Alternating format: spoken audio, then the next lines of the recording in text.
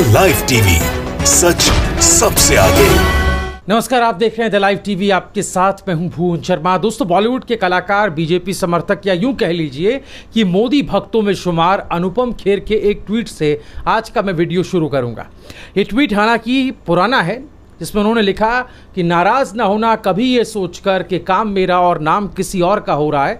यहाँ सदियों से जलते तो घी और रुई हैं, पर लोग कहते हैं कि दिया जल रहा है। जी हाँ, ये जो अनुपम खेर ने बात कही ट्वीट में, ये बिल्कुल सही साबित हो रही है पीएम मोदी के करीबी दोस्त मुकेश अंबानी और उनकी कंपनी रिलायंस पर। हम ऐसा क्यों कह रहे हैं, इसका मैं आपको ताज़ा उदाहरण दिखाऊंगा। दरअसल एक वीडियो आपको दिखाते हैं। इस वीडियो में आप देखिए, ये वीडियो ट्वीट किया है सऊदी अरब के ही एक शेख ने। ये वीडियो इस वक्त सोशल मीडिया पर खूब वायरल है। इस वीडियो में जिन टैंकर पर रिलायंस कंपनी के स्टिकर चिपकाए जा रहे हैं, दरअसल वो ऑक्सीजन के टैंकर्स बताए जा रहे हैं, जिन्हें सऊदी ने भारत की मदद के लिए भेजा है। किसी एक धर्म को बचाने के लिए नहीं, बल्कि पूरी इंसानियत और मानवता को बचाने के लिए, उसके अस्तित्व को बचाने के लिए। लेकिन इस पर रिलायंस कंपनी के स्टिकर चिपकाने का सीधा मतलब ये है कि उसने आपदा में न सिर्फ खुद के लिए अवसर तलाशा, बल्कि सरकार की भी नाक बचाने की कोशिश, इसको कहा जाए तो गलत नहीं होगा। इसके पीछे कई कारण हो सकते हैं। मसलन किसान आंदोलन में जिस तरीके से और जिस तरह से रिलायंस कंपनी का बहिष्कार होने लगा, किसानों ने उसका बहिष्कार किया, आम लोगों ने उसका बहिष्कार किया, उसकी साख पर जिस तरीके से बट्टा लगा, जगह जगह पर रिलायंस जियो के टावर्स को बंद कर दिया गया, रिलायंस के स्टोर्स को बंद करा दिया गया। उसी को सुधारने के लिए ये चोरी छिपे इस तरह की हरकत पर रिलायंस जो है वो उतर आया है। हालांकि ये चोरी पकड़ी गई। अब आप ज़रा दुबई के शेख का ट्वीट पढ़िए, जिसमें उन्होंने अंग्रेज़ी में लिखा है, जिसका हिंदी तर्जुमा मैं पढ़ के बताता हूँ। और वीडियो आप देखिए, बिल्कुल बुरा नहीं लगा, क्योंकि सांप गिरगिट अपना रंग बदलता है। उन्होंने लिखा कि ऑक्सीजन गरीब हिंदुस्तानियों के लिए भेजी थी। यही नहीं, शेख ने आगे जो लिखा वो दरअसल बड़ी बात है, क्योंकि भारत में आजकल हर चीज़ पर कुछ ऐसा ही हो रहा है।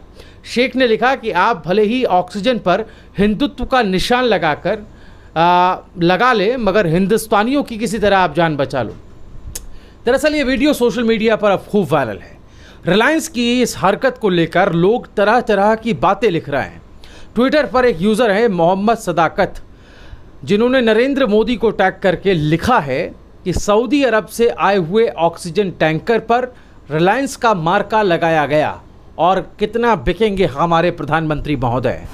वहीं विनीता शर्मा नाम की एक यूज़र लिखती हैं कि दूसरों के बर्तन चुराकर अपना नाम लिखने वाले गिरोह से कोई उम्मीद ना करें। सऊदी अरब के टैंकर पर रिलायंस का पोस्टर चिपकाकर गुजराती बनिए वाहवाही लूटना चाहते हैं, खुद के बस की बात तो है नहीं। वहीं एक खान नाम के एक ट्विटर यूज़र लिखते हैं कि सऊदी अरब का लेबल हटाकर रिलायंस का लेबल लगाया जा रहा है। इसी तरह से एक आज़ाद हिंदुस्तान के नागरिक नाम के एक ट्विटर यूज़र हैं, वो लिखते हैं कि सऊदी अरब से आई गैस पर रिलायंस का बैनर, फ्री में आई गैस, अब करोड़ों रुपए का धंधा करेंगे इंडिया में आकर अंबानी और मोदी। वहीं देखिए, एक यूज़र ठाकुर अजीत सिंह लिखते हैं कि सऊदी अरब के लेबल को हटाकर रिलायंस का लेबल लगाकर अपने बप्पा को खुश करने का अनोखा अंदाज़, ऐसा वही नपुंसक लोग करते हैं जो खुद से बच्चा पैदा ना कर पाना दूसरे के बच्चे को अपना बच्चा कहते हैं। ये तंज कसा है। वहीं एक यूज़र है नवी मोहम्मद सिद्दीकी, वो क्या लिखते हैं देखिए, वो लिखते हैं कि सऊदी अरब से आई ऑक्सीजन पर रिलायंस का लेबल लगाकर भारत सरकार और यहाँ तक कि भारतीय उद्योगपतियों ने ये साबित कर दिया कि देसी घी के डब्बे में डालडा मिलाकर बेचना अंग्रेज़ों का पुराना रिवाज है। सऊदी के शेख ने कहा, भले लेबल हिंदुत्व का लगा दो, लेकिन गरीबों तक ऑक्सीजन पहुंचा दो। दोस्तों, हिंदी में एक मशहूर कहावत है कि नाम बड़े और दर्शन छोटे हैं। क्या ये वही सब नहीं हो रहा? आपको बता दूं कि ये वही सऊदी अरब है जिसने भारत में ऑक्सीजन की कमी के मद्देनज़र इस मुश्किल घड़ी में भारत की खोलकर मदद की। भारत में ऑक्सीजन की किल्लत को देखते हुए सऊदी अरब से 80 मीट्रिक टन गैस जो है वो भेजी गई है।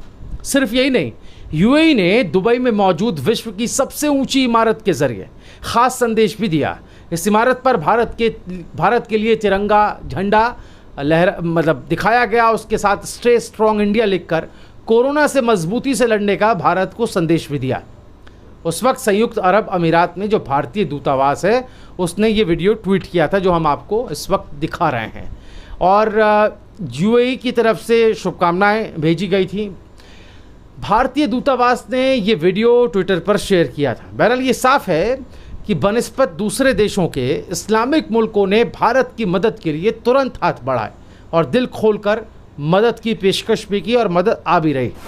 इस फहरिस्त में कतर और कुवैत भी शामिल हैं जिन्होंने अपना हाथ भारत की तरफ बढ़ाया। कुवैत ने भारत की मदद के लिए कई मेडिकल सामानों की जो है वो सप्लाई की है। वहीं कुवैत ने, मीडिया रिपोर्ट्स की माने तो कुवैत ने 185 metric ton liquid medical oxygen Bharat की मदद के लिए भेजी है। वहीं एक और रिपोर्ट के मुताबिक कुवैत बहुत जल्द 1000 ऑक्सीजन सिलेंडर भी भारत को भेजने वाला है। वहीं कुवैत भारत को ऑक्सीजन कंसंट्रेटर्स भी भेजने जा रहा है। रिपोर्ट की माने तो मदद की पहली खेप जल्द ही भारत भी पहुंच चुकी है। तो दोस्तों ये तो बात कुवैत की है। वहीं बात कतर की करें तो कतर के जो कतर एयरवेज़ है उसने भारत की मदद करने का ऐलान करते हुए कहा कि वो बिना किसी शुल्क के, बिना किसी फीस के भारत को अलग अलग देशों से मेडिकल सामानों की सप्लाई करेगा। ये बहुत बड़ा स्टेप है। इसी तरह से पड़ोसी मुल्क बांग्लादेश रेमडेसिविर की दवाइयों की सप्लाई भेजने की तैयारी पुरजोर तरीके से कर रहा है। साफ है कि तमाम मुल्क अपने अपने लेवल पर, अपने अपने स्तर पर भारत की मदद कर रहे हैं। जब हमारी सरकारें लोगों की जान बचा पाने में नाकामयाब साबित हो रही हैं, ऐसे वक्त में बाहर से आ रही मदद काबिल तारीफ है। वक्त रहते अगर सही इंतज़ाम हमने कर लिए होते तो आज ये दिन ना देखना पड़ता। लेकिन फिर भी इन देशों की मदद के बीच इस तरह के नाम बदलने की हरकत करना, स्टिकर चिपकाना या यूं कहें कि चोरी छिपे क्रेडिट ले जाना भारत की विश्व भर में बदनामी ही करेगा। कितना अच्छा होता कि वक्त रहते हमारी हुकूमतें इन सब चीज़ों का बंदोबस्त कर लेती, तो हम भी उस स्थिति में होते कि हम दूसरे मुल्कों की इस वक्त मदद कर पाते। लेकिन जो वक्त इन सब इंतजामातों की तरफ ध्यान देने का था, उस वक्त हमारे देश के प्रधान सेवक दवाइयाँ और वैक्सीन दूसरे मुल्कों में बांटकर बड़ा दिखने की कोशिश कर रहे थे, तब जबकि वही चीज़ें भारत के लोगों के लिए कम पड़ गई थी।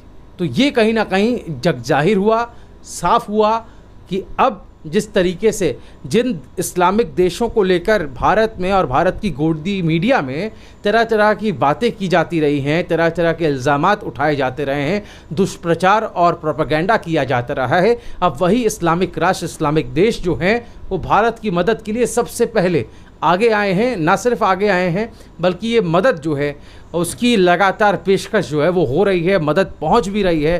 और जो इंतज़ामात भारत में नहीं हो सके उन इंतज़ामों को मुहैया कराया इन देशों ने।